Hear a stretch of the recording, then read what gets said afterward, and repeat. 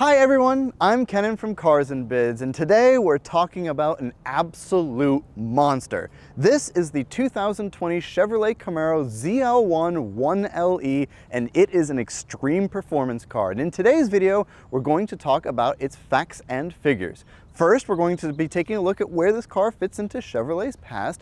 Then we'll get nerdy and we'll talk about some of the technical details, and then we'll take it for a drive. And with that, let's get started. Before we get going, big news as you might expect. This Camaro ZL1 is currently for sale, being auctioned live on, you guessed it, Cars and Bids. As I mentioned, this car has the desirable 1LE performance package, which gives it a lot of upgrades over the standard car that are all very track focused. It's also finished in this rare shade of rally green metallic, which looks truly exceptional. So after you finish watching this video, click the link in the description below where you can head to the live auction of this one, where you can bid on it and buy it only on Cars and Bids. And we begin the story of the Camaro ZL1 1LE by talking about the Camaro and its past. Now, if you're like me, you hear these terms ZL1, 1LE, you don't really know where they come from. And in order to understand that, we have to look into the history of the Camaro. Introduced in 1966 for the 1967 model year, Chevy wanted a car that could compete with the almighty Mustang, and so they gave us the Camaro. Now, the name Camaro reportedly comes from a French slang word for friend, and Ford actually retorted this, saying that they thought that it was some sort of shrimp. So in typical 1960s bravado, Chevrolet executives said, no, it's actually some kind of creature that eats Mustangs, because that was the 60s and that's what the Camaro was designed to do. Eat Mustangs. Regardless of where the name came from though, the Camaro was a big hit, and they produced this car over 6 generations since 1967. At the top of the Camaro range has always stood the Z28. Now this is again the high performance version of the Camaro. Whenever you hear the term Z with Camaro, you have to think performance. Again, Z28 is just the option code that was related with that car. It has no real meaning other than that. But with the Z28, Chevy issued an edict that those cars could not come with a V8 larger than 400 cubic inches. But Chevy dealers were actually putting bigger engines in those cars on their own. They were putting 427 V8s in Camaros outside of Chevy's orders. And so Chevy realized that there was a demand for an ultra high performance version of the Camaro. And so they actually started providing them themselves through the Central Office Orders Department, or COPO as it's famously known. Into those cars, the early ones, they would put an all aluminum version of the 427 V8 that was designed for drag racing, and that engine was known as the ZL1. So that's where that moniker comes from. To find the 1LE moniker though, we have to skip forward a little bit into the history of the Camaro. In 1989, if you ordered an IROC Z Camaro with specific options, would automatically trigger the 1LE performance package. And this gave the car lots of different performance options, including an aluminum drive shaft, upgraded brakes, and upgraded suspension, and stuff like that. And they would continue doing this. Although it wasn't actually marketed as a performance package, it was just a code that would show up and give you more of this equipment. And they would continue this through the 3rd generation and into the 4th generation Camaro. For the 5th generation Camaro, Chevy would combine these monikers with the high-performance ZL1 version of the Camaro, and they would offer a 1LE package with that as well. Now, the idea by offering this package is that it got even more performance equipment over the standard ZL1, and that brings us to exactly what we have here. This is the 6th generation ZL1 1LE. So it's the high-performance Camaro, and it has the ultra high performance track focus package as well. Now, before we dive into the specifics of this car, it's really important to understand how special this car potentially is. Chevy has said that they're going to discontinue the Camaro starting in 2024, but they have said that the Camaro story doesn't end there. And it's anybody's guess as to what that means, but with engines getting smaller and performance cars going the way of electrification, it's entirely possible that this may end up being the last V8 powered ultra high performance Camaro. Again, that's not confirmed yet, but it's entirely possible that this is the end of the line, and if it is, what a way to go. All right, it's time to get nerdy, and we're going to begin by discussing this car's design.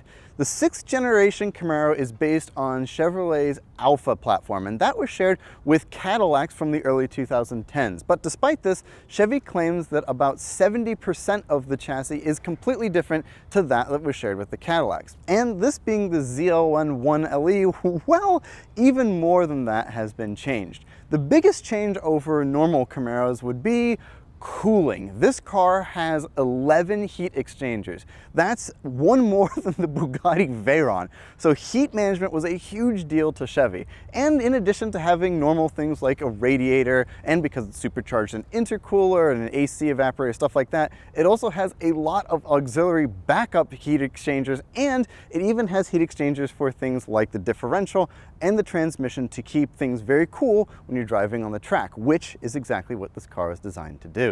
In keeping with that track-focused ethos, Chevy wanted to keep this car relatively light, and they did so by using a lot of aluminum, most notably up front. The lower subframe, motor mounts, and other various components are all made of aluminum. And again, the idea is they want low curb weight because this is a track-focused version of the Camaro. Now, I keep mentioning that this is the track-focused version of this car, and frankly, well, just to look at it, it's obvious. And of course, I'm speaking mostly about the aerodynamic additions that have been made to this car. At the front, you have this huge splitter that's on the lower part of the front bumper. And the idea with this is that it splits through the air as you drive through it, and it gives the car more frontal downforce, which gives you more stability in the steering at high speeds. Also up in the front, you have these canards, which direct air both to the radiators, again, cooling is a big focus for this car, and they actually direct air around the front wheels and back towards the rear wing.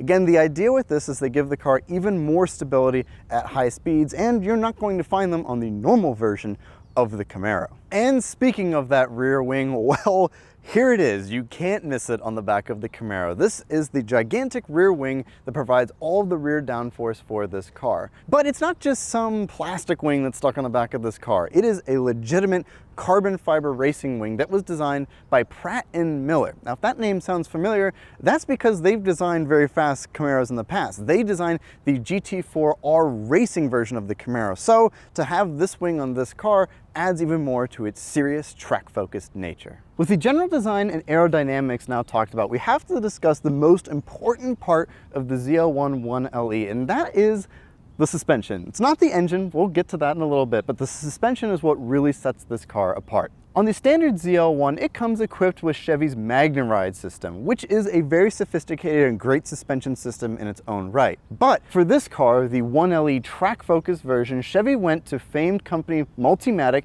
to create a bespoke suspension for this car, and they used their spool valve technology. So what is spool valve technology? Well, basically, within the damper, there's a spring, and when it is loaded with force, as you would get driving along, it allows for oil flow within the shock absorber. Now, the benefit of this is that it loads linearly as springs do. On a normal shock absorber, you have shims, and these can wear and shift over time, meaning that the shock absorber isn't as effective as it ages. However, here you don't have that issue because of its inherent spring design. With all that in mind, circling back to the idea of simplicity, of course with the ZL1, as I mentioned, you could get the magnetic ride control, but because this is the track-focused version, Chevy wanted an analog solution that didn't require a computer engineering degree in order to tune your suspension, and so that's why you find these very special dampers on this very special car. Another area that Chevy spent time and development on with this car would be with its brakes, and simply put, they're gigantic. The calipers on the front of this car are 6 piston units, and we find 4 piston units at the rear, all designed by Brembo. Up front, we also have these 15.5-inch diameter brake discs, and they are just ridiculous. But the interesting thing about them is that they're not drilled or slotted as you might expect with a track car. They're just flat, and the idea with this is that you increase the surface area for the brake pads to meet on the rotor. It's also interesting that they're not carbon ceramic like you might expect with a modern track-focused car. Instead, they're just steel units. And Chevy claims that the cooling for these is adequate enough that you don't really need carbon ceramics.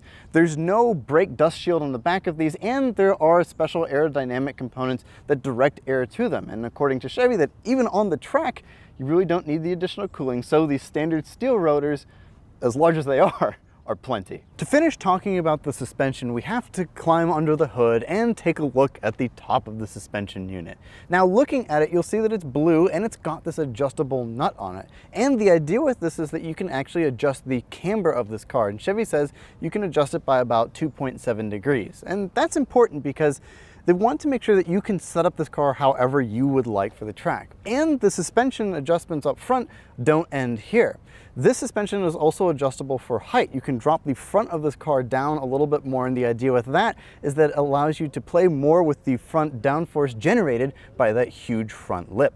So the front suspension has some nice adjustment capabilities, but the suspension is also adjustable in the rear of this car, as you have eccentric bolts on anything to dial in or out as much toe as you would like. It also has an adjustable sway bar with 3 different positions, allowing you to decide how much body roll you want in this car. And again, all of this is done on purpose so that you can set up this car to handle the way you would like for your specific needs on the racetrack. But under the hood, we can't ignore one of the stars of this show, and that would be the LT4 V8. This is a 6.2 liter supercharged V8 that produces 650 horsepower and 652 foot-pounds of torque, which is absolutely absurd. But even crazier, this engine is shared with the Z06 Corvette, but it has some fundamental differences compared to that engine. Most notably among them would be that this is not a dry sump engine. This has a traditional sump with a baffled oil pan. And it's just there because the architecture of this car didn't require that it had a dry sump. But it does share some really cool Corvette touches, including titanium intake valves and forged aluminum pistons. The idea with those is that you increase the strength of those components while reducing the weight, all in the name of performance. Moving to the inside of the ZL1 1LE, we have to talk about this car's transmission. Now, there are 2 different options that you could get for this car. You could get a standard manual transmission, or you could get this, the 10-speed automatic. Now, 10 speeds might sound like overkill, but there's a specific reason that this car has a 10-speed transmission. That has to do with the relationship between vehicle speed and wheel torque. The idea is that as you go faster, every time you shift gears, you lose a little bit of acceleration. Now, to get around this, manufacturers have been using CVT transmissions, which largely put you on the most efficient line between those two, again, vehicle speed and wheel torque. But let's be honest, if you're buying a ZL1 Camaro, you don't want a CVT transmission. And so to get this car to be as efficient as possible, Chevy added 10 different speeds to get you as close to that acceleration curve as they could while maintaining the feeling of shifting gears. And so yes, 10 speeds might seem like a little bit much, but there is a reason for it, and that's to do with efficiency and feeling. The last part of the driveline with this car that I want to discuss has to do with the differential. This car has an ELSD, or an electronic limited slip differential, and it's really cool the way that it works.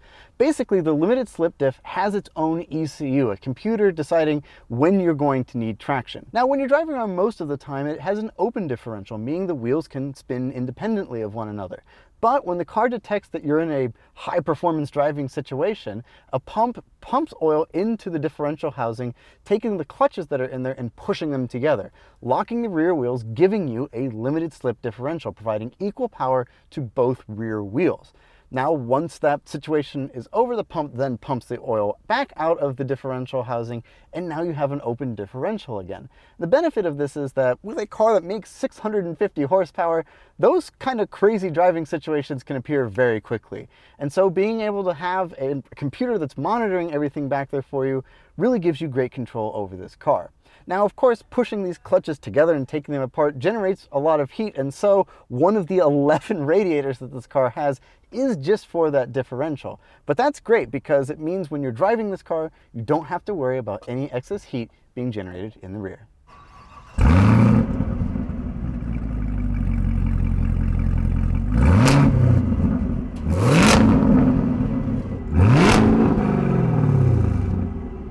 All right, we're driving the ZL1 1LE. Now, to be totally honest with you, it's not often that I'm really intimidated by a car, but in the case of this one, I'm a little I'm wary of what I'm driving here. This car has a reputation already for being intense, and its purpose is to be a track-focused car. Like that's why it exists. It's a huge engine, a lot of power, a lot of adjustment.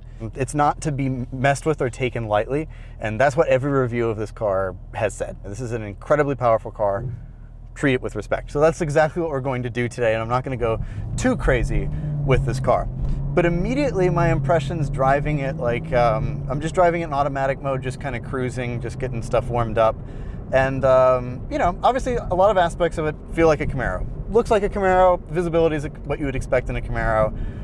But the things that you notice immediately, the level of grip that you have from these gigantic tires, because you have 305 section front tires, is remarkable. You can tell the car feels just so planted just right away, which is exactly what you want in a car like this. The other thing you notice is supercharger sound. Even just like at low speed, it's there. You know, this is a big engine with a big supercharger, and it likes for you to know it.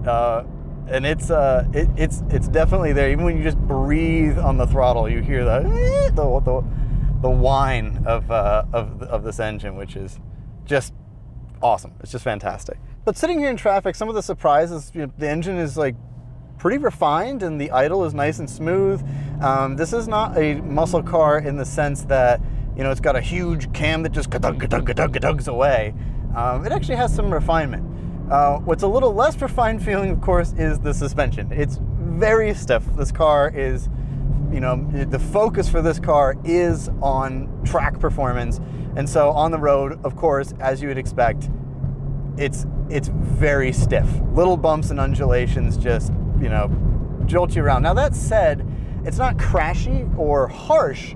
It deals with the bump, it goes boom, and it's just like a solid thud that you feel as you're driving around. This isn't a comfort suspension. If you want that, this is the wrong version of the Camaro for you. Man, just starting to, even just breathing on the throttle, and you're going quick, very, very, very fast. Like, it just the way it picks up speed.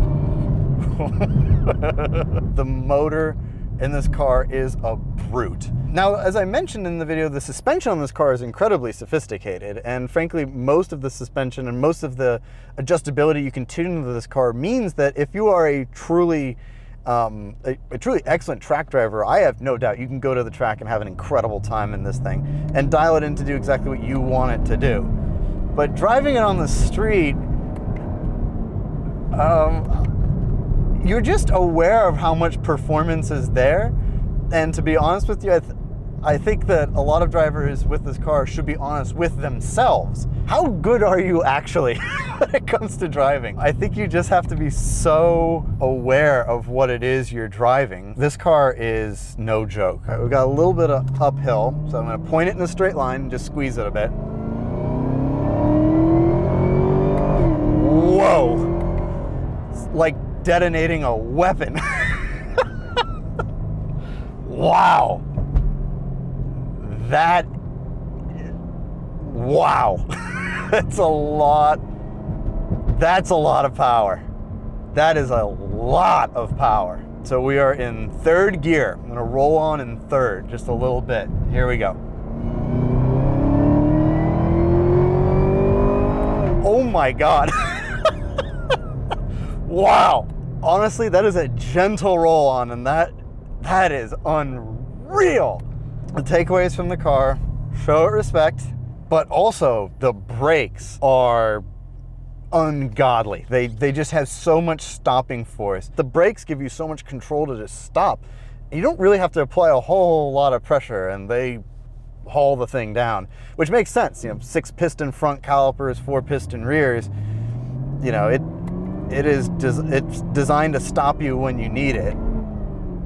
And even like here, if I mean, that's barely touching the brakes and it just stops.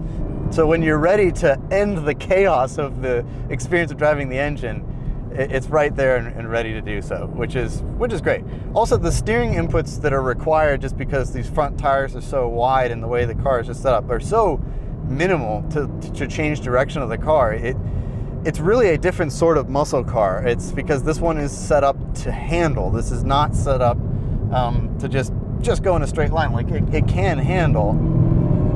and it gives you a lot of confidence, which I suspect, you know, you just need with a car that makes this kind of power. You just need you need the beef that these tires provide. If you're looking for like the ultimate track toy right out of the box with like a warranty, you know, it would be hard to argue with this car.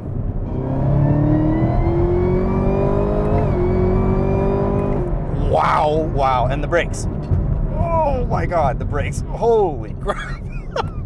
All the blood has run back to the front of my head. Wow, the brakes. Just awesome. And that is the Camaro ZL1 1LE. This car is an absolute brute, touting a gigantic supercharged V8 under the hood. But unlike traditional muscle cars, well, this one actually handles because it's set up to be driven on the track. And it is an extreme performance car by any measure. And if you've been in the market for a ZL1, well, you can buy this one only on Cars and Bids. Thank you all so much for watching, and I will talk to you in the next video. Goodbye.